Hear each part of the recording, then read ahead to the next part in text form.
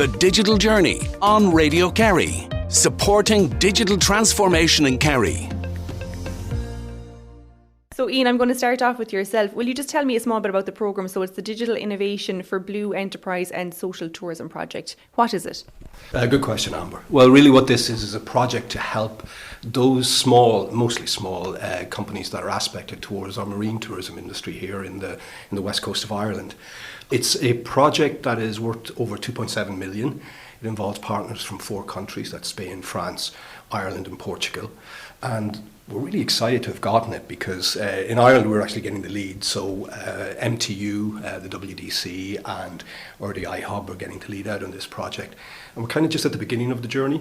But if I could sort of summarise it easily, I think what we're looking to do is work with marine tourism organisations. So it's quite a wide thing, and certainly down here in this part of the country, marine tourism would be something that is really every tourism facility you have. We're working with them to understand their needs in terms of digital technologies, and then perhaps work with them to see what types of technology they could actually use. So not just need, but really use. Use not in their day-to-day business, but also in their future businesses. And the reason we're doing this is because of 2 or 3 things. I think, first of all, technology is something that allows peripheral or businesses on the edge of continents like we have here really reach out into global markets and connect with much bigger urban client bases. It also helps them to develop new products. So we're talking content, products, experiences. And then the third thing is something that's quite close to our sort of hearts and minds here in the west of Ireland, and that is the whole idea of a form of tourism that advantages not just the people who are welcomed here, but also the actual people who live here. So we would like it to be sustainable, we would like it to be societally accepted, we would like it to be a type of tourism that really adds to what we are rather than just sort of shows what we are for a moment to people who visit. That's fantastic. It's really interesting. And you mentioned it there that, you're in the early stages of it, but it's really exciting that you're getting to lead it out. It's a huge project and it's an exciting time for you, I can imagine. Oh, it really was. We were a little bit intimidated, I have to say. One of the project partners is Malaga, and we had the absolute lovely experience of going over there and visiting them. Now, most people will know Malaga almost as a pass-through on the way to the Costas. But actually, they've got a really enhanced tourism product there. And we got to meet with some of our partners and the Malaga Tourism Board and the universities. And what we found out there was something very interesting. Not only is it about technology for marine tourism businesses, which would interest everyone listening, but also how the tourism sector can be in itself a driver of technology. And that's what the Malaga experience taught us about this whole thing. So it's intimidating, but it's exciting. And we're hoping when we get to the end of this journey that the supports and the outcomes really match the aspirations we have at the moment. And looking forward to it. I can imagine. You mentioned there tourism, obviously, and the benefits. We're hugely reliant on tourism here in Kerry, so it's an important project for the county as a whole, really, and not just those who were directly involved, I suppose. Oh yeah, Kerry's absolutely one of the jewels in the crown of the national tourism product. We know that. What we're looking to do here in Kerry and further up the coast in the west, and indeed in all of the sort of coastal areas, is really reform that tourism product, though. Because we suffer like everyone else from shocks like the pandemic, like the macro situations that happen. So we need a tourism product that is actually not just evolved but resilient. And we think technology can help do that because there's some really advanced thinking about sort of experiences that are becoming such that when you visit a place, you can revisit it afterwards. And you can revisit it not just in terms of the experience but also in terms of the money. And that allows tourism operators perhaps to start considering offerings out of season, offerings to a wider audience, and also something that involves, in a strange way, speeding things up through digital technologies to get things done quicker, but then slowing it down so people have deeper experiences when they get here and they can have them again in the future. Kind of like a postcard to yourself, but digitally created. And just to touch on the digital technologies there that you're mentioning, can you give us maybe some examples of what you're talking about? I know, yeah, it's tough because digital technology is everything really today. But I think what we're talking about are 2 main things. We're talking about technologies that help the tourism experience. So that could be experiential type technologies like augmented reality or virtual reality. It could be adaptive technologies like geolocations, so that people's experiences are kind of driven by the idea of where you are and what's in your proximity. It's quite a new thing. And then, of course, there's the buzzwords like sort of AI and all of that, which actually are really important because they help with the marketing, and more they're actually helping with the management of these tourism experiences. So I think all of that has to be simplified and has to be used in a way that is cost effective and usable for the tourism bodies or the tourism organisations. And that is something that I think we're really focused in this. But again, at the early stages yet, so fingers crossed we actually find some of those solutions. You mentioned artificial intelligence there, and I know it's kind of becoming more and more popular really, and people are really embracing it in certain aspects. But for some people still, I think there's a bit of a fear maybe behind it. It's kind of, I suppose it's new and emerging really, but it can really enhance experiences, and especially as you touched on there, I suppose, you know, when you're talking about tourism, there are an awful lot of benefits that go along with artificial intelligence. I think there are, because what we're doing is a slight offshoot to this. When you get into experiences, tourism, like what tourism really is people visiting a place because of something that they want to see, and then an experience that they have that they want to take with them and perhaps come back to. AI and some of those other emerging technologies, those digital technologies, what we're looking to do is work with tourism providers to sort of redefine some of these experiences so that they can be, who knows, through game engines and stuff like that, used again and again and again by the clients. And that's a whole new way of looking at it. There's words like phygital and that, which is kind of meshing the digital with the physical, but also allowing us perhaps to preserve some of our tourism locations from a heritage and an environmental point of view. So perhaps the visitor numbers are more valuable and less volume. So there are considerations like that, those type of responsible steps that we need to look at when we're growing our tourism business. It's open now, we'll say, for people, is it, to apply? It is. So the simple story, I think, at the moment is that we're at the beginning of talking to each other in the 4 countries. We're at the beginning of understanding what we need to do. We are looking at a first sort of public webinar in June. I think it's June 5th. So we're hoping that around that time we can begin to sort of reveal a little bit. So some of the ideas now are looking at some international best practice in tourism, which will be provided to people who will actually attend this webinar. And you know, we can't really reveal too much now, but there are some experiences that may be baked in there in terms of sort of watch parties and that we're hoping that will sort of add to this whole sort of cultural as well as sort of enterprise experience of this. So that's going to happen in June. Munster Technology University have just done a great job, and we should have a good needs analysis somewhere around that as well. So we're beginning to start understanding what the needs are of tourism businesses. So I guess for anybody listening, it would be to look out for the webinars and the information, but also then to perhaps participate if you're asked for some information, because that's really important to us in order to understand what the needs of the tourism sector are, especially here in Kerry. Absolutely. You mentioned as well, Ian, that the 4 countries that are working together, that's beneficial as well, isn't it? You know, to have input from different people in different areas, I suppose, it shows the scope of the project, really, I suppose, more than anything. No, it certainly is. We have so many partners here. We're very lucky. I think we are working with the Normandy Business School. We are working with Malaga Tourism Board and the Luthean Tourism Board. So we have quite a diverse mix, as well as our partners from Portugal. And of course, their markets are very different. Mm-hmm. So their marine tourism is perhaps experientially and volume-wise quite different to ours, especially in Spain. But there are huge learnings there, because I think what we're beginning to understand is the nature of the digital technologies that are being used and can be used even in peripheral European regions like ours, which is on the edge of a continent. So, yeah, that international thing is really, really important. One thing I would say as well is that it's self-generating in a strange way, because actually the cultural experiences of all the partners actually in itself is defining some of the best practices in tourism, because let me tell you, Malaga is certainly an impressive place from a tech point of view if you're looking at tourism. So that's something that we can bring into Kerry, Killorglin, places like that, and that's quite an exciting thing for us all. It certainly is. Sophie, I'm going to bring you in now. As Ian touched on there, like, tourism is hugely, hugely important in the whole country, but Kerry especially, I think we have a great offering here. So how important is it for businesses that are in the tourism sector, we'll say, to get behind this project now, and as Ian said, look out for the webinar that's coming up and get involved? So most of our tourism businesses in Ireland are micro in size. So when we say micro, I mean smaller than 10 employees. And over 99% of our businesses, in fact, are of that size. So they're really important, and they're actually the backbone of the tourism industry. We wouldn't have an industry without these guys. But they have a very challenging business environment at the moment from lots of different perspectives. But, one of the challenges that they have is technology, because it's here and we have to use it to their advantage. So because they're small, they also have other challenges, like, in terms of resources, in terms of time, and in terms of funds. And so they're the ones who really need our help on this project.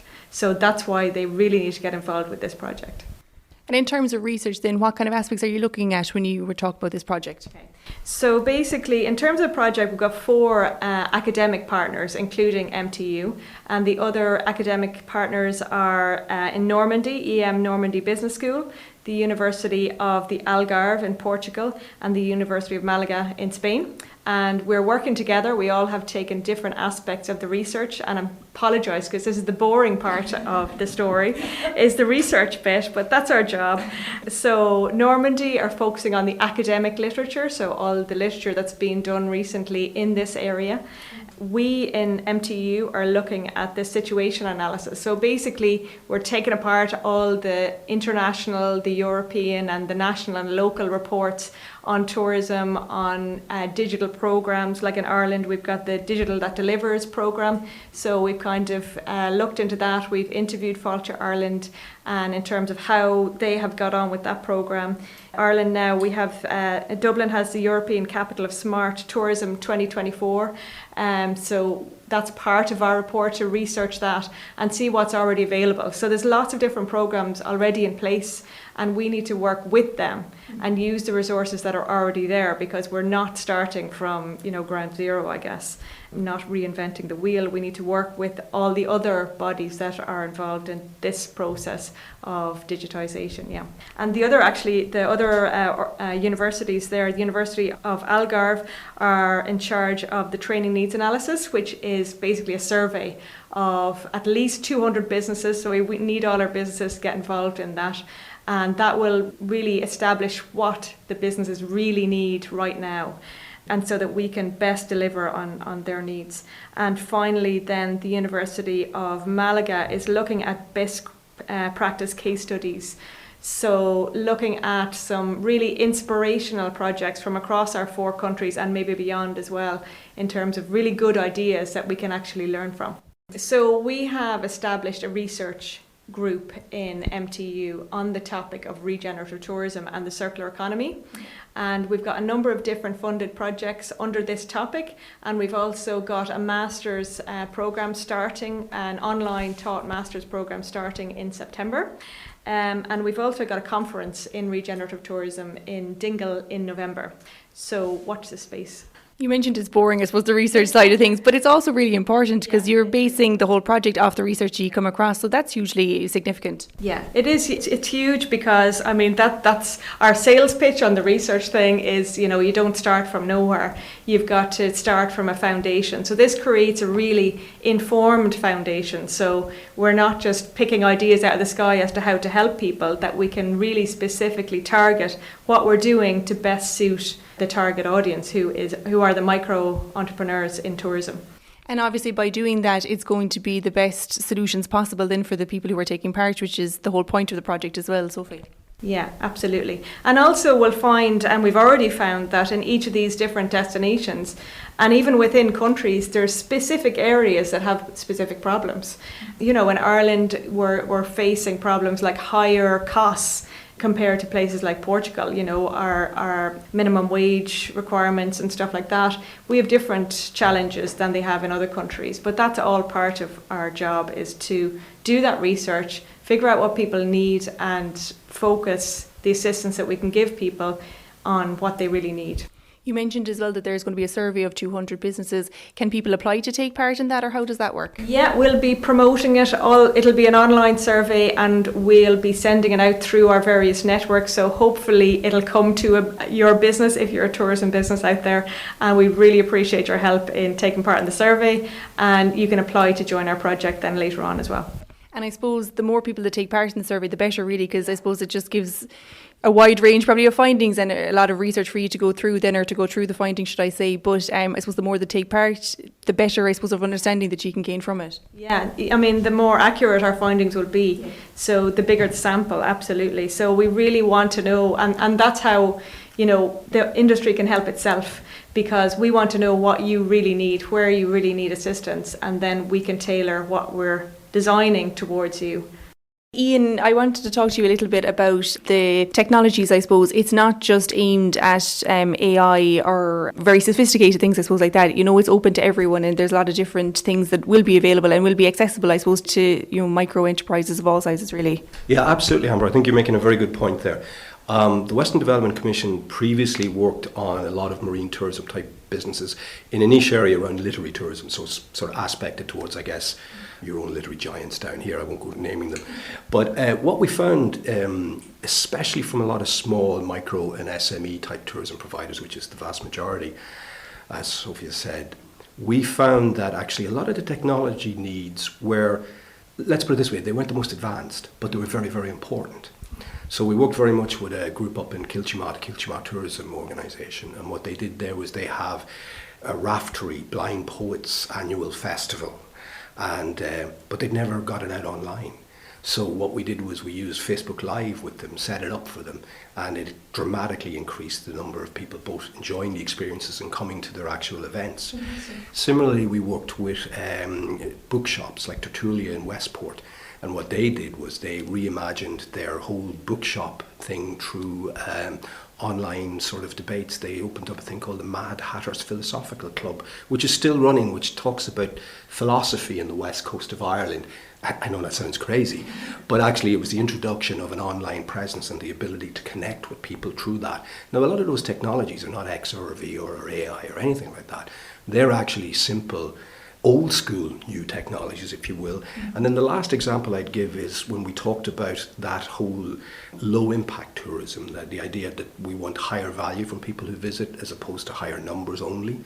We work with Thor Ballylee up there in Galway, and they have Yeats's only permanent location here in Ireland.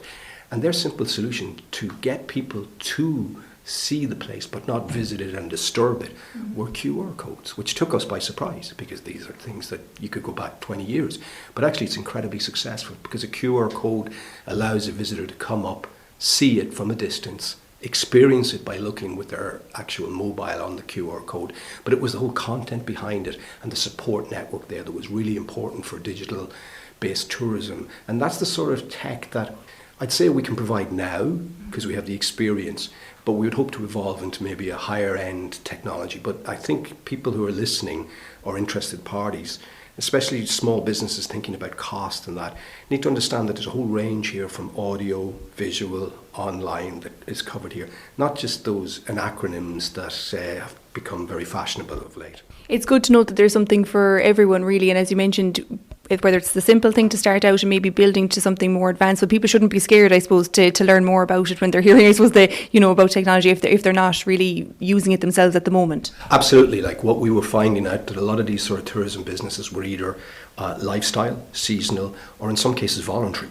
And in another good example, we had a lovely sort of imagining of the Flaggy Shore, a very famous Heaney, read by Brendan Gleeson, actually. And it was a simple sort of juxtaposition of a beautiful poem with a lovely voice. And that added a lot of depth to one of the organisations that were there. But of course, what we did was introduce to them the technology of how you go online and create these type of things. They actually had all the connections. They just never knew how to do it because of the nature of their tourism business. Mm-hmm. So there are things like this that I think could come up that will probably be easy wins for tourism SMEs and micro SMEs in order to really increase the sort of buzz and the churn around their businesses. Liam, this is a very valuable project and a really exciting project, really. And I know that having the 4 countries involved, it's a major project. Yeah, we're delighted to be involved in the Digital Innovation for the Blue Economy and Social Tourism project. It really aligns very closely with the work we're doing here within the RDI Hub. We've always been innovating here in Killorgan from the edge of Europe, and this project gives us that opportunity to do that. And it gives us opportunity to help micro SMEs in coastal regions to digitalise, and digitalisation has never been as important as it is now with the whole advent of AI. And RDI Hub has always been seen as an AI centre of excellence. I mean, we call it the John McCarthy building after the founder of artificial intelligence, whose father lived 5 miles out the road, and we're embracing AI in everything we're doing now in terms of masterclass and everything. So it's a real good alignment with what our vision and mission is here in the RDI Hub. It certainly is, and the lads have talked us through different parts of it, but you might just take us through maybe the different elements of the project. Yeah, so I suppose we're particularly involved in Work Package 3, but Work Package 3 is all about the selection process for the micro enterprises. So we'll be looking at, developing a selection matrix. How do we select these micro enterprises in coastal regions? What kind of digitalisation challenges they have? Then once we've selected them, we need to make sure that we onboard them and make sure that they're committed and that they're going to get involved in the project. And then I suppose you want to make sure that there's good alignment with what they're doing as well. So, we're going to be now over the next while, reaching out to micro SMEs from Kerry to Donegal and right across the island to basically see what kind of challenges they have and how we can support them and onboard them. And I know it's in the early stages at the moment, and as you mentioned, you're going to be reaching out to different people. I think, Sophie, it was mentioned as well that they're hoping as many people as possible will take part in the surveys and the different things that they're doing. But I can imagine you're of the same view that you're hoping that as many people as possible will get involved. Yeah, so the project will be very much customer driven. So we can do all the research, the literature review, but we really want to hear the voice of the customer. And that's one of the things we're really proud of here in the RDI Hub, is we're always driven by the voice of the customer. So it's hearing back what are the digitalisation challenges. As I said, this space is moving so quickly with artificial intelligence. I mean, we just came through a session here today on Microsoft Copilot, and if you look at the opportunities that are there for all enterprises, but even for micro enterprises to automate what they're doing. So we want to hear what are the problem statements, and then we want to understand how we can support the micro SMEs. It might be through mentoring, it might be through workshops, but it's even like leveraging across the other countries, and leveraging what's happening with micro enterprises in Spain and Portugal and France.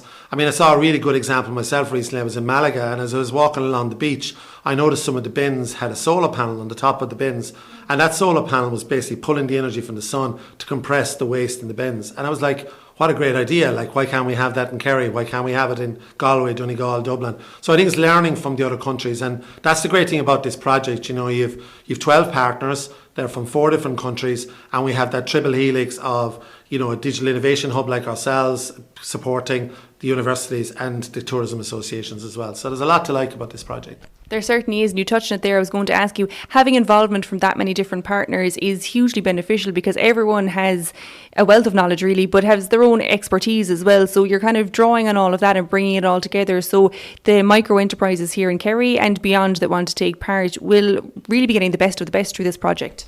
Yeah, and I suppose we're always very conscious of both the research element and the applied element. So if you look at the partners in the project, if you look at Munster Technological University bringing a very strong research rigour to an analysis and understanding what the micro enterprises actually need from a research perspective. Then if you look at Kerry Tourism Federation, working very closely with these SMEs on a day-to-day basis and really understanding their challenges. And then if you look at us here at the RDI Hub, really kind of providing that incubation and those digitalisation services and those AI services. So I think it works really, really well to bring all that together across the 4 countries. And as I said, it's about best practice sharing. It's about us all learning from each other and then helping these micro SMEs to digitalise or develop an AI strategy.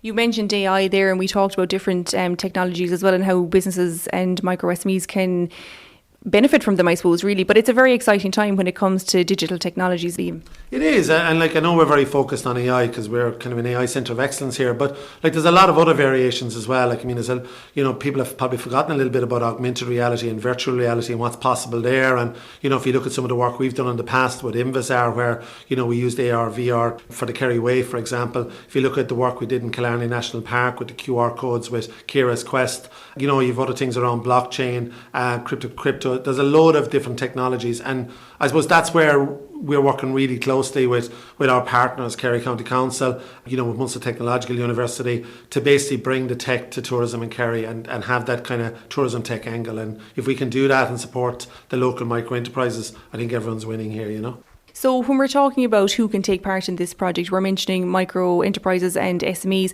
Will you talk us through maybe just some examples of what they actually are and who might be behind them, I suppose? Yeah, so it can vary right across. I suppose we're very much focused on micro enterprises in coastal regions, and that could be everything from your boat builder to your snack shop on the beach. to like some of the smaller B&Bs, hotels. And I suppose like some of the digitalisation challenges that I've seen in our research putting in this application might be that some of these micro SMEs mightn't even have a website, and they certainly mightn't have a payment solution or an automated payment solution using Stripe in place. So it's helping them on those challenges and helping them to digitalise their business, which hopefully will lead to new products and services, leads to new jobs, both for these SMEs but also in local ecosystem and stuff like that. So that's where I see it kind of going. And I suppose partnering again with Western Development Commission, which is leading this project for us out of here in Ireland, Munster Technological University, Kerry Tourism Federation and ourselves, we feel we can basically understand the micro SMEs and then help them on their digitalisation journey. The Digital Journey, brought to you by Radio Kerry and the RDI Hub in Killorglin, funded by Commission na Man with the television licence fee.